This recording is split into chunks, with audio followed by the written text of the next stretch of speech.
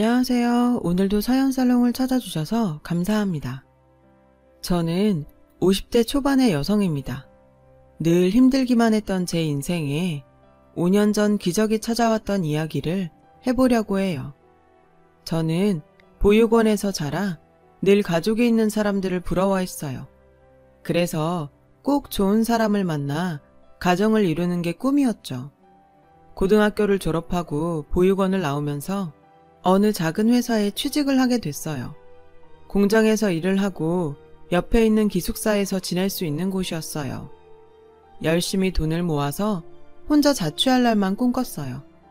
나만의 공간을 갖고 싶었거든요. 그렇게 돈 모으는 데 열중해 있던 어느 날 남편을 만나게 됐어요. 사무직이었던 남편이 공장에 샘플을 전달하러 왔다가 저와 만나게 된 건데요. 저는 그때 공장 사무실에서 격리를 하고 있었어요. 남편은 제가 마음에 들었는지 처음 만났을 때부터 친근하게 말을 걸었고 그런 남편이 좋았어요. 친절하고 따뜻하게 대하는 사람이 별로 없었으니까요. 처음 받아보는 친절에 마음을 뺏겼던 것 같아요. 남편과 6개월 정도 사귀다가 결혼을 했습니다. 어릴 때부터 꿈꿔왔던 가족이 생긴다는 것에 너무도 마음이 벅차 결혼식 내내 울었던 기억이 나네요. 남편은 그런 저를 보며 결혼식 날 신부가 그렇게 울면 미운 딸 낳는다는데? 라며 놀리는 바람에 더 울었었네요.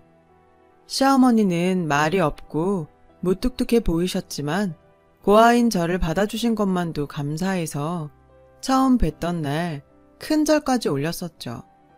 그리고 누구보다 잘 살겠다고 약속했어요. 결혼 후 몇 년간은 별일 없이 잘 지냈어요. 두 아이가 태어났고 저는 애들을 키우랴 남편 뒷바라지하랴 매일매일 정신이 없어서 하루가 어떻게 가는지도 모르고 지냈어요. 그때 시어머니 댁에 반찬과 김장김치도 제가 다 했는데 지금 생각하면 그 많은 일을 어떻게 다 했나 엄두가 나질 않네요. 그런데 남편이 조금씩 변해갔어요. 원래 성품이 나왔다고 하는 게 더 맞을 것 같아요. 언젠가부터 남편은 월급을 제대로 갖다 주지 않았는데 알고 보니 시어머니가 월급을 달라고 했다는 거였어요.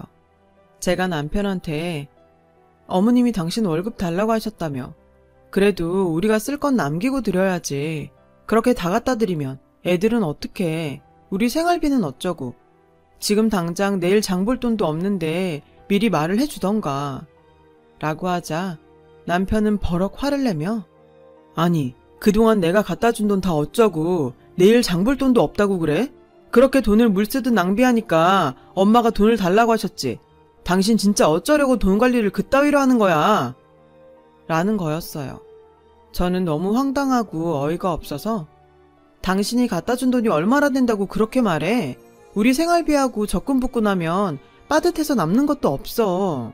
그건 당신이 제일 잘 알잖아. 그리고 내가 무슨 낭비를 해. 낭비할 돈도 없지만 난 몇 년째 옷도 안 사 입잖아. 그렇게 말하면 난 억울하지. 라고 했고 남편은 시끄러. 앞으로 엄마가 용돈 조금씩 보낸다니까 그걸로 쓰고 살아. 아우 진짜 내가 엄마 보기 창피해서.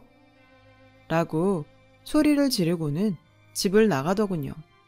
시어머니는 제가 친정이 없다고 은근히 일도 많이 시키셨고 갑자기 불러서 저녁을 지어라. 친구들이 오니 밥상 차려라. 그러는 일도 많았지만 다 꾹 참고 시키는 대로 해왔어요. 그렇게 하는 게 집안에 분란도 안 생기고 나는 미움받아도 우리 애들은 사랑받을 거라고 믿었기 때문이었어요. 하지만 남편 월급을 가져가는 건 도저히 이해가 되지 않았어요. 어머니, 현수 아빠한테 들었는데 월급을 달라고 하셨다면서요. 그런데 그 돈은 제가 적금도 붓고 애들하고 생활도 해야 돼서요. 라고 하니 니네 쓸 돈은 준다고 성주가 얘기 안 했니? 그동안 보니까 네가 아주 씀씀이가 해프더라. 시장 가서 야채 같은 것도 쓸데없이 많이 사오고 내 식구 먹으면서 뭘 그렇게 많이 사는 거냐. 그래서 내가 가지고 있으면서 쓸 만큼만 주겠다고 했다. 어머니, 제가 장을 많이 본 건 어머니가 저희 반찬을 많이 가져가셔서 넉넉히 만드느라고 그랬던 건데요. 시끄럽다. 너 말하는 게 아주 이상하다. 지금 나 때문에 돈을 많이 썼다는 거야? 그렇게 나오시니 저는 더 이상 아무 말도 할 수 없었죠. 그때부터 저는 시어머니에게 매주 조금씩 돈을 탔어야 했는데 그 돈으로는 애들한테 들어가는 걸 써주기도 부족했어요. 남편한테 사정을 얘기하고 용돈을 좀 나눠달라고 했지만 남편은 코웃음만 치더군요. 내가 나가서 사람들 만날 때 돈 없어 절절 매야겠어? 사회생활하는 사람이 여유가 있어야지. 언제 무슨 일이 생길 줄 알고 막말로 갑자기 친구라도 만나면 내가 돈 한 푼 없이 가서 얻어먹기만 해야 돼? 다른 집 마누라들은 남편 자존심 세워준다는데 보고 자란 게 없어서 그런가? 라며 은근히 제가 고아라는 걸 비아냥거리더군요. 저는 너무 억울했지만 더 이상 아무 말도 하지 않았어요. 제 말이 통하지 않는다는 걸 몇 번의 경험을 통해서 알았으니까요. 저는 제가 할 수 있는 일들을 찾기 시작했고 집에서 할 수 있는 인형 눈 붙이기부터 밤가기 같은 일들을 했죠.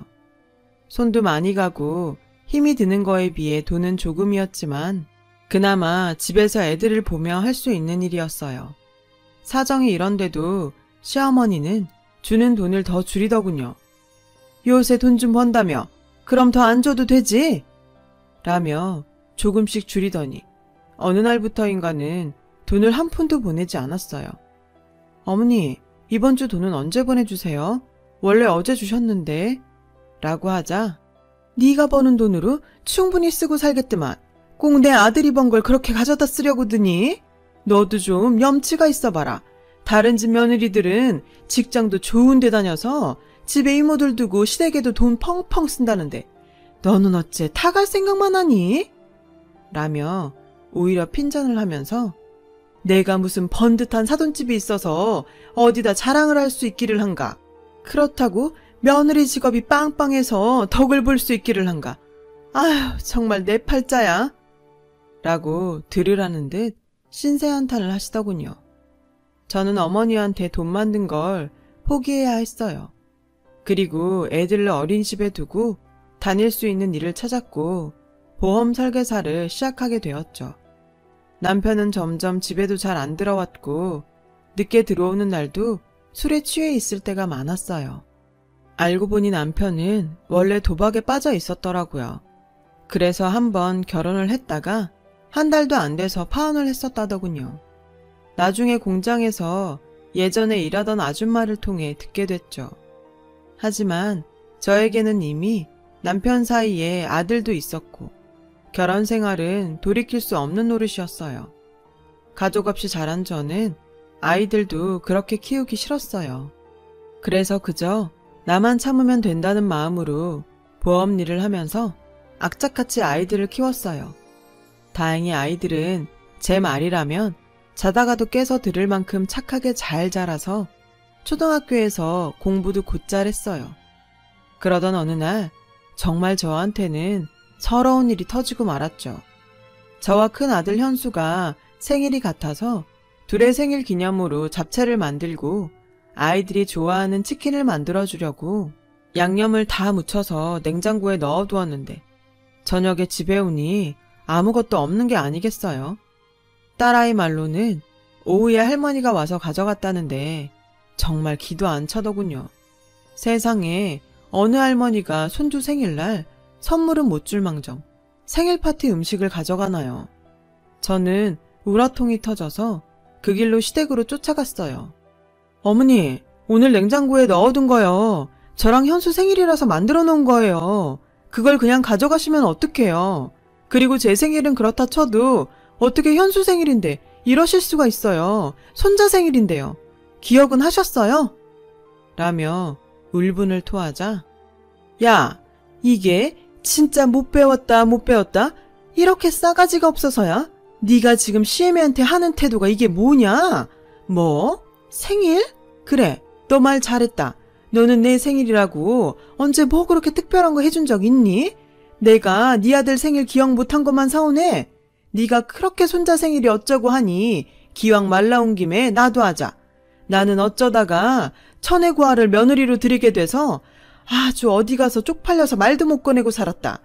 그렇게 사람 창피 주고 네가 맨몸으로 와서 자식까지 낳고 살았으면 시애미한테 고마워서 뭐라도 하나라도 더 주려고 해야 인간 아니냐? 우리 성주 아니었으면 넌 아직 시집도 못 가고 공장에 처박혀 있었어. 네 인생 피게 해줬으면 매일 감사하다고 해도 부족할 일 아니니? 처음에 만났을 땐 큰절을 하고 부산을 떨더니 내가 돈 좀 관리하고 집에 저녁 반찬거리 좀 가져왔다고 이렇게 쫓아와서 사람을 못 살게 구고 시건방을 떨어? 너 그냥 나가.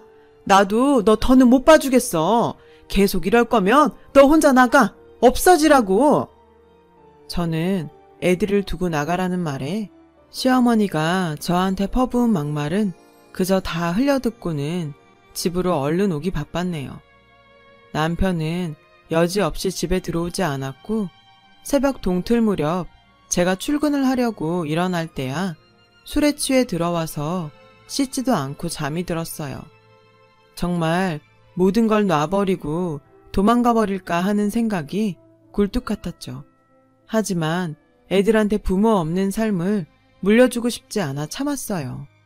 그러던 어느 날 저는 보험 계약을 하는 분과 이야기를 하다가 경찰에 가족 찾기라는 프로그램이 있어서 거기에 DNA를 등록하면 가족을 찾아준다는 말을 듣고는 경찰서를 찾아가 DNA 등록을 하게 됐어요. 혹시라도 만에 하나 내 가족 중에 누군가가 있을지 모른다는 희망을 갖고 말이죠. 그만큼 시어머니와 남편이 제게 주는 서름은 너무도 컸습니다. 하지만 시간이 지나도 연락은 오지 않았고 저도 처음에는 궁금해서 몇 번 경찰서도 찾아가 보고 먼저 연락도 해보았지만 아무 성과가 없자 그냥 포기를 하고 살게 되더군요. 그리고 몇 년 후 남편은 회사에서 정리해고를 당했어요.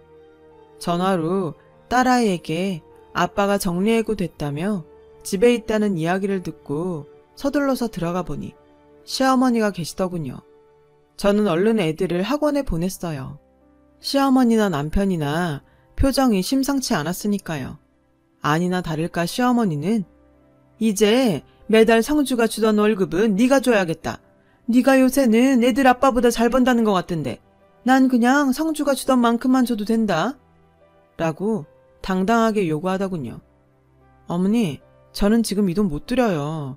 애들 학원비도 많이 나가고 앞으로 대학 보내려면 지금보다 돈도 더 필요해요. 안 그래도 요즘은 보험 계약하는 사람들이 줄어서 많이 어려워요. 그리고 저 그렇게 많이 버는 거 아니에요. 라고 하자 옆에 있던 남편이 너는 아무것도 없이 와서 이만큼 살아놓고도 네 거 챙기겠다고 이러냐? 네가 감히 우리 엄마한테 따박따박 말대답을 해? 네가 항상 이런 식으로 엄마를 대했구나? 진짜 미쳤네. 그런 식으로 말하지 마. 나도 할 만큼 했어. 이건 내가 잘 먹고 잘 살겠다는 거 아니잖아. 우리 현수랑 현아를 위해서 그러는 거라고. 어머니는 그동안 당신한테서 가져간 돈도 아직 있는데 그거 안 쓰고 모아주신다고 했다며. 그럼 지금 그 돈 쓰면 되잖아. 라고 하자 둘은 방방 뛰고 난리가 났어요. 너 진짜 간도 크다. 내가 꼭 그 돈 어디다 쓰기라도 한 것처럼 말하는구나. 넌 내 아들 돈이 그렇게 우습니? 그 돈을 막 쓰겠다고 하네 얘가. 당신 미쳤어? 어디다 대고 큰 소리야. 그럼 엄마는 현수 현아 생각 안 한다는 거야? 둘은 앞뒤가 안 맞는 말을 해가며 저를 잡아먹을 것처럼 굴었어요. 그래도 저는 물러날 수 없었어요. 제가 버는 건 분명히 한계가 있는데 시어머니가 돈을 달라는 대로 그렇게 줬다간 언제 또 낭패를 당할지 모를 일이었어요. 남편은 제가 계속 돈을 안 내놓을 것 같자 이제는 자기 용돈만이라도 달라고 압박하더군요. 그건 어머니가 전에 당신 돈 가져간 데서 주셔야 될 것 같은데 당신 돈 우리한테 쓰는 건 아까워도 당신이 쓰는 거니까 주실 거야. 근데 진짜 이 여자가 왜 자꾸 내 돈을 꺼내 쓰라고 난리야. 남편은 길길이 날뛰었고 그 뒤로 집에서 자주 행패를 부리고 돈 내놓으라고 소리를 질렀어요. 저는 아이들이 남편 때문에 피해보는 것이 싫어서 몰래 밖에서 만나 저녁 먹을 돈을 주며 학원으로 바로 보내곤 했네요. 아이들은 저에게 저런 사람들 아빠도 아니고 할머니도 아니야. 남보다 더해. 엄마, 그냥 이혼하고 편하게 혼자 살아. 이제 겨우 중학교 1학년인 딸아이가 하는 말에 가슴이 찢어질 것 같았죠. 그래도 저는 저런 아빠라도 애들한테 있는 게 낫다고 생각했어요. 그래야 나중에 애들이 지금 제가 겪는 서름을 겪지 않을 테니까요. 그렇게 몇 달이 지났는데 하루는 녹초가 돼서 집에 들어가려고 하니 문이 열리지 않는 거예요. 현관 비밀번호를 몇 번이고 다시 눌러서 경고음이 울렸지만 문을 열리지 않았어요. 저는 문을 두드리며 당신 안에 없어? 왜 문이 안 열리지? 여보! 남편은 전화도 받지 않더군요. 그러다가 저희 집에 시어머니가 오시길래 어머니, 문이 안 열려서 사람을 불러야 할 것 같아요.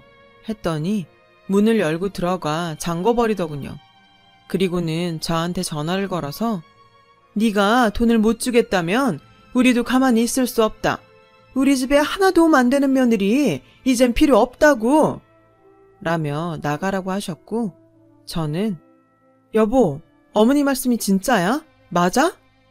라며 계속 문을 두드리자 남편은 나와서 저한테 삿대질을 하며 다 필요 없다는 말 못 들었어? 나가라고!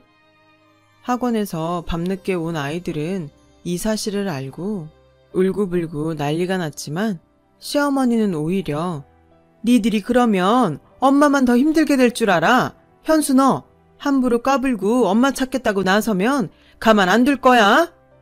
라며 애들한테 겁을 줬다고 하더군요.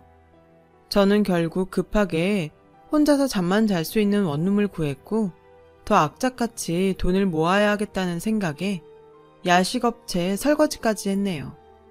가끔 학교로 애들을 보러 가는 날이면 눈물바다가 됐죠. 애들은 자꾸 저와 살겠다고 했지만 아직 그럴 형편은 아니었어요. 저는 그저 애들에게 조금만 더 참으라고 말할 수밖에 없었어요. 그러던 어느 날 저는 뜻밖의 전화를 받았습니다. 가족 찾기에 등록한 DNA와 일치하는 사람들이 나타났다는 거였어요. 너무 믿기질 않아 경찰서로 쫓아가니 지난주에 어떤 할아버지가 어렸을 때 잊어버린 딸을 찾고 싶다고 오셨는데 DNA 검사 결과 이유미 씨 가족인 걸로 밝혀졌습니다. 라는데 정말 입이 다물어지지 않았어요. 저는 그날 제 가족이라는 분들을 만났어요. 진짜 제가 맞아요? 거짓말 아니죠? 제 가족 맞죠? 정말이죠? 제가 몇 번이고 얘기하자 그분들은 저를 껴안으며 펑펑 우셨어요. 알고 보니 제가 3살 되던 해에 할머니가 어떤 무당한테 제가 집에 있으면 가세가 기운다는 말을 듣고 가족들 몰래 저를 보육원에 버리셨다는 거예요. 할머니는 저를 잃어버렸다고 거짓말하셨다가 돌아가시기 직전 사실대로 말씀하셨다고 하네요. 그러다가 제 어머니가 중병에 걸려서 돌아가시기 전 저를 꼭 보고 싶다고 하셔서 혹시나 하는 마음에 저를 찾게 되었다고요. 저만큼이나 가족들도 힘든 세월을 보냈겠구나 생각하니 눈물이 앞을 가렸어요. 그리고 제 이름은 이유미가 아닌 박혜선이라는 것도 알게 됐습니다. 저는 가족들에게 이끌려 어머니를 보러 병원으로 갔어요. 엄마, 혜선이요. 엄마가 그렇게 보고 싶어한 혜선이 왔어요. 오빠가 하는 말에 코에 호스를 꽂고 계시던 엄마는 애써 눈을 뜨시곤 앙상한 손을 뻗어 제 손을 잡으셨어요. 엄마, 엄마. 저는 다른 말이 나오지 않아서 그저 엄마라고만 하며 울었네요. 어머니는 병원에서 제 손을 잡아보시고는 며칠 뒤 세상을 떠나셨어요. 만나자마자 이별한 어머니지만 저는 어머니를 만난 게 너무 감사하기만 했죠. 아버지는 대기업에서 임원으로 계시다가 은퇴하셨고 오빠 부부는 대학 교수이고 남동생은 치과 의사였어요. 갑자기 생긴 제 가족들은 다들 너무 근사해 기가 죽더군요. 혜선아, 널 부끄럽게 생각하면 안 된다. 넌 네가 있던 환경에서 최선을 다해 살았고 그래서 우리를 다시 만났잖니. 나는 우리 딸이 아주 자랑스럽다. 라는 아버지 말에 눈시울이 붉어졌어요. 정말 내 아버지라서 이렇게 내 마음을 알아주나 싶은 생각도 들었죠. 아버지는 엄마와 단 둘이 살고 계셨는데 엄마를 보내고 혼자가 되셨으니 당분간 저와 같이 살고 싶다고 하셨어요. 저는 그게 너무 좋기도 했지만 애들이 걸렸어요. 그래서 일단 제 사정을 오빠한테 얘기했어요. 아버지한테 말하면 충격받으실까봐 걱정이 됐거든요. 오빠는 아버지한테 말해도 괜찮을 거라면서 같이 잘 말씀드리자고 했고, 제 처지를 들은 아버지는 화가 나셔서 그 자리에서 일어나 당장 아이들을 데리러 가자고 하셨어요. 저는 남동생이 운전하는 차를 타고 아버지는 오빠가 운전하는 차를 타고 그렇게 시댁 앞에 검은 세단차 2대를 몰고 갔어요. 제가 벨을 누르자 시어머니는 저인 걸 확인하시고 막말부터 퍼부으셨어요. 네가 무슨 낯짝으로 여기까지 왔냐? 이제 돈 좀 내놓을 생각이 들어? 그러자 아버지가 큰 소리로 저희 손주들 데리러 왔습니다. 라고 하셨고 그 말에 시어머니와 남편이 어리둥절해서 나오더군요. 남편은 저와 제 식구들을 위아래로 훑고는 어디서 등골 빼먹을 영감이라도 구했어? 그래서 이렇게 와서 큰 소리 치는 거야? 내 자식들 그럼 구질구질한 돈으로 키우게는 못하지? 라며 빈정대자 오빠가 진짜 생각하는 수준 하고는 저분이 제 아버지세요. 우리가 혜선이 가족입니다. 라며 저를 가리키자 남편과 시어머니는 어리둥절 하더군요. 오빠와 남동생이 우리 애들 옷가지와 책들을 챙기는 동안 저는 시어머니와 남편에게 제 가족을 찾은 얘기를 했죠.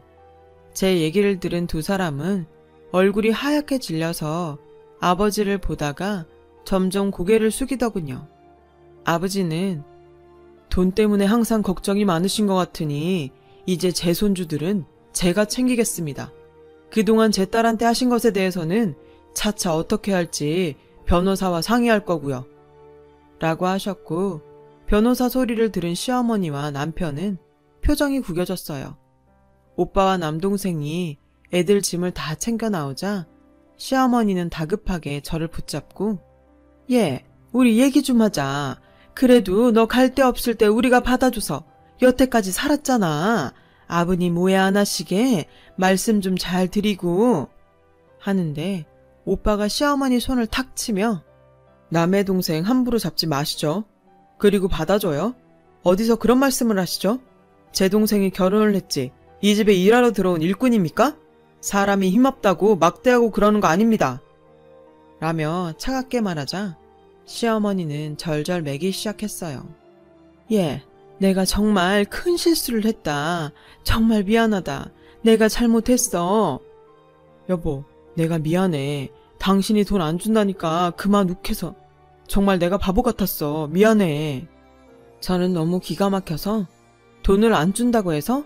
당신이 어떻게 그런 말을 해? 난 당신이 번 돈 거의 만져보지도 못한 사람이야.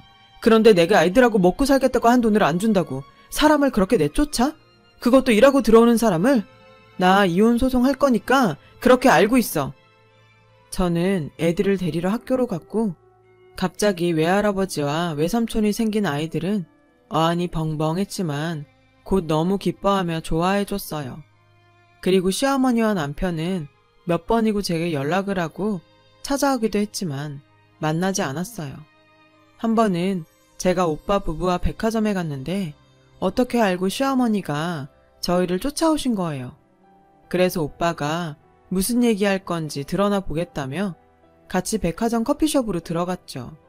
그랬더니 시어머니는 저희도 쟤하고 잘 지냈는데 아들이 회사를 그만두면서 문제가 생긴 거예요.